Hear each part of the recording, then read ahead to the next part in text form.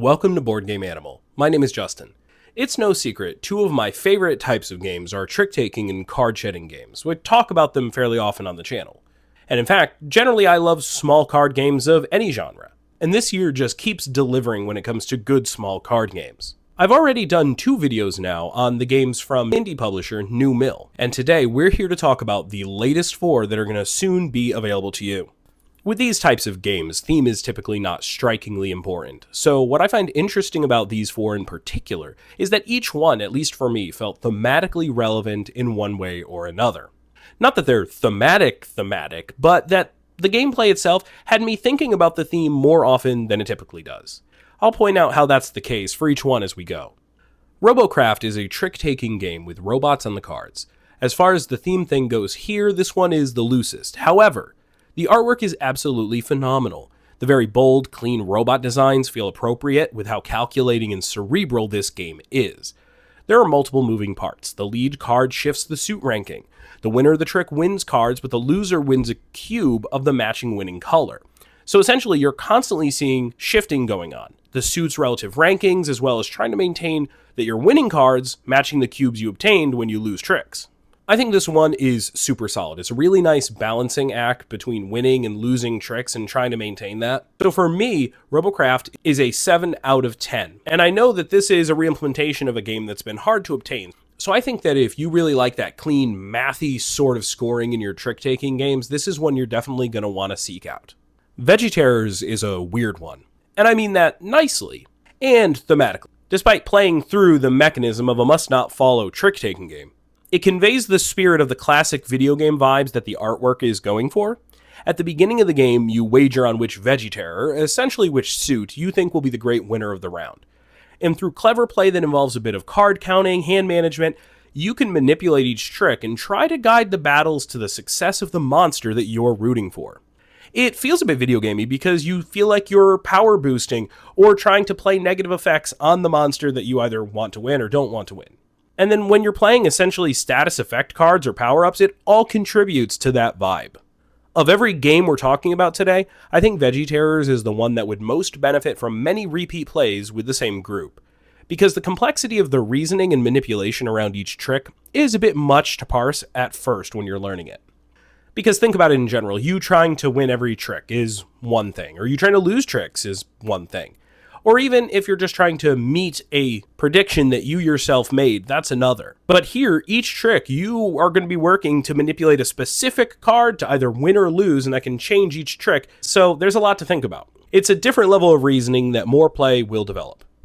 And it's actually a lot of fun betting on these combatants in a veggie underworld. Who's going to win? Fungalord?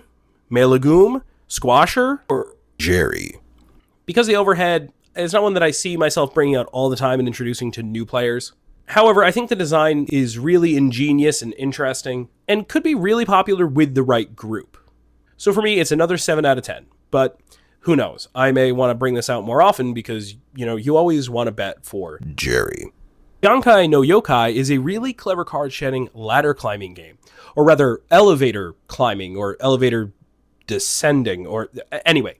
Basically, you have an elevator, and floors of an elevator made up of numerous cards. And as players play cards or melds from their hands, the elevator moves and shows you exactly what cards can be played at any given time by the next player. It goes up and eventually comes back down. And you even have a thematically pretty adorable little disc representing the elevator button you press to change the direction. The visual mechanism of the elevator is so incredibly ingenious. It functions essentially as a player's aid. And at that, it's one of the cleverest player aids I've ever seen because it's mechanically and thematically relevant.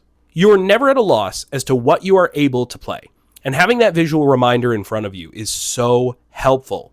Like, player aids in ladder climbing shedding games can be helpful in general, reminding you the type of melds or combos you can play at any given point. But in this game, it presents precisely what cards you have the option to play. There's no question. Now, hold on, because I feel like this would then move people to say, well, isn't it restrictive? Does the game just play itself?